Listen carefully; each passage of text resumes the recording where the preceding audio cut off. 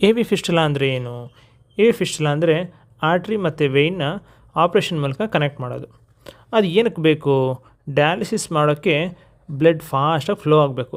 Normal ವೇನಲ್ಲಿ ಆಗಲ್ಲ. So surgery ಆದಮೇಲೆ artery pressure ವೇಯ್ನಿಗೆ transmit ಆಗಿ ದೊಡ್ಡದಾಗಿ ಸ್ಟ್ರಾಂಗ್ ಆದಮೇಲೆ ಡಯಾಲಿಸಿಸ್ ಚಾಲೂ ಮಾಡ್ಬೋದು.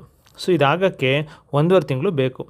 ಅದಾದಮೇಲೆ ಆರಾಮಾಗಿ ಡಯಾಲಿಸಿಸ್ ನೀಡಲ್ನ ಪ್ರಿಕ್ ಮಾಡಿ ಡಯಾಲಿಸಿಸ್ ಸ್ಟಾರ್ಟ್ ಮಾಡ್ಬೋದು. ಸೊ ನಮ್ಮ ವೀಡಿಯೋದಲ್ಲಿ ಕಾಣಿಸ್ತಾ ಇರೋದು ಸಿಸ್ಟರು ನೀಡಲ್ ಆಗ್ತಾಯಿದ್ದಾರೆ ಡಯಾಲಿಸಿಸ್ ಸ್ಟಾರ್ಟ್ ಮಾಡೋಕ್ಕೆ. ಸೊ ಡಯಾಲಿಸಿಸ್ ಕನೆಕ್ಟ್ ಮಾಡಲಿಕ್ಕೆ ನೀಡಲ್ ಹಾಕಿದ ತಕ್ಷಣ ಬ್ಲಡ್ಡು ಔಟ್ಲೆಟ್ಟು ಇನ್ಲೆಟ್ ಎರಡು ಇರುತ್ತೆ. ಎರಡು ಡಯಾಲಿಸಿಸ್ ಮಿಷಿನ್ ಕನೆಕ್ಟ್ ಮಾಡಿ ಸಲೀಸಾಗಿ ಡಯಾಲಿಸಿಸ್ ಸ್ಟಾರ್ಟ್ ಮಾಡ್ಬೋದು. ನಿಮಗೆ ಮುಂದೆ ಫೋಟೋದಲ್ಲಿ ಕಾಣಿಸ್ತಾ ಇರೋದು artery vein connection diagrammatic ರೆಪ್ರೆಸೆಂಟೇಷನು.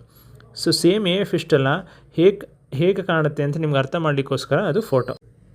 Connect ಆದಮೇಲೆ ಪೇಷಂಟ್ಗೆ ವೈಬ್ರೇಷನ್ ಫೀಲ್ ಆಗುತ್ತೆ. ಸೊ ಹಾಗಿದ್ದರೆ ಫಿಸ್ಟುಲಾ ವರ್ಕ್ ಆಗ್ತಿದೆ ಅಂತ ಅರ್ಥ.